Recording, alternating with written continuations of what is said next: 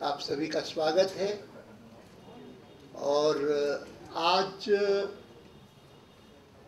आपको कष्ट देने का प्रमुख कारण ये बना कि 2009 में भारतीय जनता पार्टी ने जो एक टास्क फोर्स बनाया था इस बात के लिए कि विदेशों में जो भारतीय पूंजी है, जो धन कुछ लोगों ने विदेशी बैंकों में, विशेषकर स्विट्जरलैंड में और अन्य इस प्रकार के टैक्स हेवन्स में जमा किया है, उसके बारे में वे जितनी जानकारी कर सके वो करें और पार्टी को क्या करना चाहिए उसके बारे में, शासन को क्या करना चाहिए उसके बारे में, इसके बारे में अपनी राय देते रहें। उस टास्क फोर्स के जो 4 सदस्य हैं वो चारों आज यहाँ पर उपस्थित हैं और उनका मैं संक्षिप्त परिचय करवा दूं। उसमें प्रमुख सबसे, जिन्होंने सबसे अधिक परिश्रम किया है, मेहनत की है, वे प्रोफेसर वैद्यनाथन हैं। आप बेंगलोर में हैं और professor of finance, institute of management. उनके साथ साथ श्री अजीत डोभाल हैं। मैं इनका नाम इसलिए ले रहा हूं कि इनको चुनते हुए सोचा ये था कि पार्टी के ही लोग छानबीन करें इस विषय की, उसकी बजाय जो इस मामले में इनपुट दे सकते हैं मूल्यवान बाहर के लोग। और मैं आपको ये भी जिक्र करूंगा कि सबसे पहले मुझे 2008 में प्रोफेसर वैद्यनाथन ने ही एक पत्र लिखा था इस विषय में और उनकी प्रेरणा से ही मैंने 2008 में ही प्रधानमंत्री को अप्रैल 2008 में एक पत्र लिख करके, जो एलजीटी बैंक है लिंचेनस्टाइन में, उसके बारे में बताया था कि मुझे पता लगा है कि उनसे जर्मनी ने पूरे नाम प्राप्त कर लिए हैं कि जिन जिन विदेशियों ने उनके यहाँ पर जमा करवाया है। लेकिन जर्मनी का कहना है कि हमारे तो उसमें 500-600 लोग हैं, बाकी जो नाम हैं सारे बाकी देशों के हैं और अगर वो देश हमसे मांगना चाहेंगे तो हम देने को तैयार हैं। इसके आधार पर मैंने पत्र लिखा था प्रधानमंत्री को और प्रधानमंत्री को कहा था कि उसमें भारतीय है कि नहीं है इसका पता लगाना चाहिए और अगर है तो उसकी जानकारी करनी चाहिए, कौन कौन है और कितना अमाउंट है और वो हमको कैसे मिल सकता है। प्रधानमंत्री ने एक्नॉलेज किया था मेरा पत्र और फिर उसके बाद उन्होंने कहा कि मैं वित्त मंत्री चिदम्बरम जी को भेज रहा हूं जो आपको जवाब देंगे। उन्होंने एक जवाब दिया था बाद में 2-3 महीने बाद, जो कि मैं बहुत उससे संतुष्ट नहीं था, लेकिन आरंभ उससे हुआ। फिर उसके बाद अजीत डोभाल हैं कि जो इंटेलिजेंस ब्यूरो के चीफ रहे हैं, हेड रहे हैं और इस नाते कई पहलुओं में जहाँ पर भी क्राइम होता है तो क्रिमिनल मामलों में उनकी सलाह ज़रूरी होती है। और मैं मानता हूँ कि ये जो कुछ विदेशी बैंकों में धन है वो केवल टैक्स इवेजन का धन नहीं है। वो टैक्स इवेजन हमारे यहाँ पर अपराध होगा, लेकिन स्विट्जरलैंड में अपराध नहीं था, कम से कम कुछ समय पहले तक। लेकिन बाकी अपराधों से प्राप्त धन वह भी विदेशों में गया हुआ है और वो बहुत ज़्यादा है।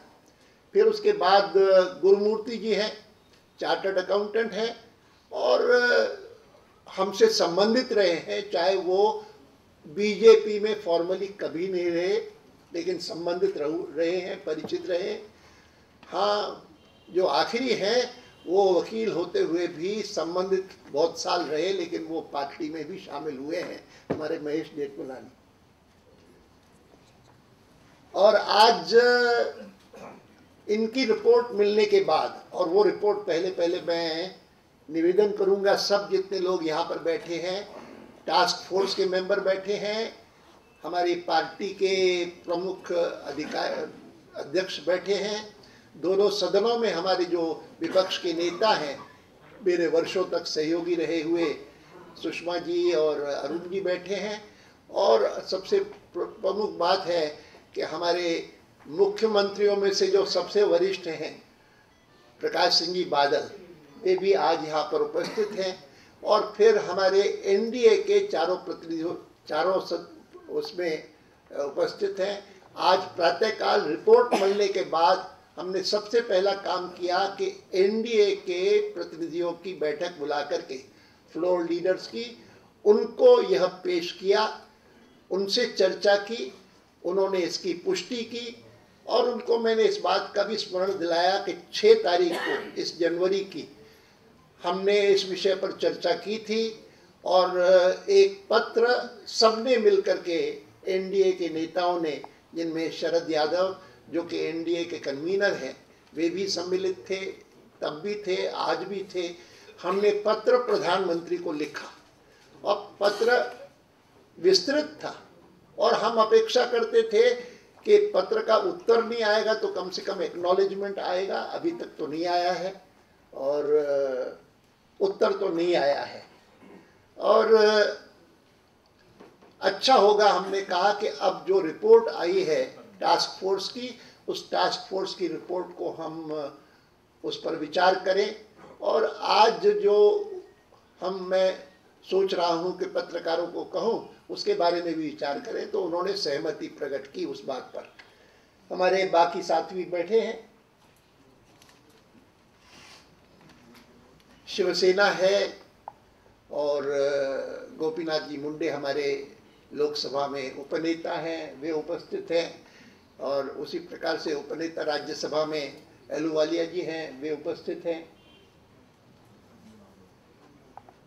और पहला कार्य होगा, मैं निवेदन करूंगा कि मंच पर बैठे हुए सभी जितने लोग हैं, वे इस जो रिपोर्ट हमको दी है टास्क फोर्स ने, उसको औपचारिक रूप से जनता को रिलीज करें इस मंच के माध्यम से।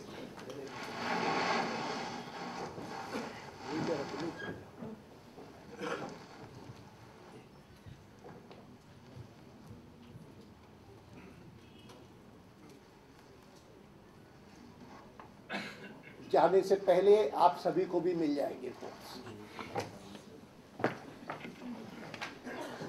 रिपोर्ट भी है, उसकी समरी भी है, इसमें तो दोनों मिल जाएंगी। और मुझे आपसे निवेदन ये करना है, मैं पहले ही बता चुका हूँ आपको कि इस विषय का पार्टी की दृष्टि से आरंभ कैसे हुआ। वैद्यनाथन जी के एक पत्र से हुआ, जिसमें उन्होंने मुझे जानकारी दी थी कि यह ब्लैक मनी का सवाल भारत में बहुत सालों से चलता आया है। खास करके जब टैक्सेशन के रेट्स बहुत हाई थे, तब ब्लैक मनी टैक्स इवेजन होता था। और टैक्स इवेजन वह स्विट्जरलैंड में अपराध नहीं, और इस कारण वहाँ पर सब लोग जमा करवाते थे। जो भी टैक्स बचाता था और जो ब्लैक मनी इस प्रकार से जनरेट करता था, वो सब बचाते थे।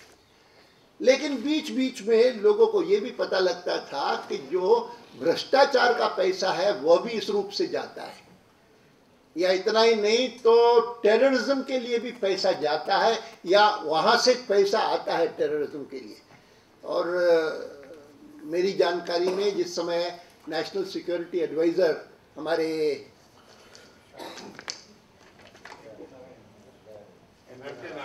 एन.के. नारायण थे, उन्होंने इस बात की चिंता प्रकट की थी कि ये जो पैसा आता है टेररिज्म के लिए, वह इस प्रकार के सोर्सेज से भी आता है। और देश में चिंता बढ़ती गई लगातार। और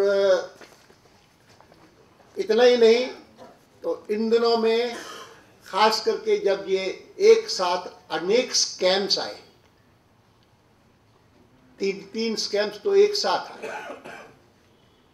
शुरुआत तो हुई थी जब यहाँ पर कॉमनवेल्थ गेम्स हुई, और कॉमनवेल्थ गेम्स के समय मुझे याद है कि मैं कभी भी विदेशों से किसी से, मित्र से, परिचित से, पहचान वाले से बात करता था तो वो कहते थे कि ये यहाँ पर टेलीविज़न पर दिल्ली के बारे में कोई न्यूज़ आती है तो कॉमनवेल्थ गेम्स की आती है और वो कोई अच्छी नहीं आती, सब नेगेटिव आती है। केवल मात्र घोटाले क्या हो रहे हैं, भ्रष्टाचार कैसा हो रहा है और किस प्रकार के मकान बने हुए हैं और सांप है, फलाना है, ढिमका है, दुनिया भर की बातें आती थी। केवल जिस समय खेल एक्चुअली हुए तब कुछ कॉम्पनसेट हुआ हमारे स्पोर्ट्समैन के कार्य के कारण, परफॉर्मेंस के कारण, या दो जो ओपनिंग फंक्शन, क्लोजिंग फंक्शन हुए काफ़ी अच्छे हुए, प्रभावी हुए, वह कुछ कॉम्पनसेशन था। लेकिन ओवरऑल जो इमेज बना इतने बड़े महत्वपूर्ण इवेंट का, वह नेगेटिव ही बना, वह कोई पॉजिटिव इमेज देश का नहीं बना। फिर उसके साथ साथ फिर स्पेक्ट्रम का मामला आ गया, वो तो बहुत गंभीर होता गया और with every passing day it is becoming more and more stinking, मर्कियर।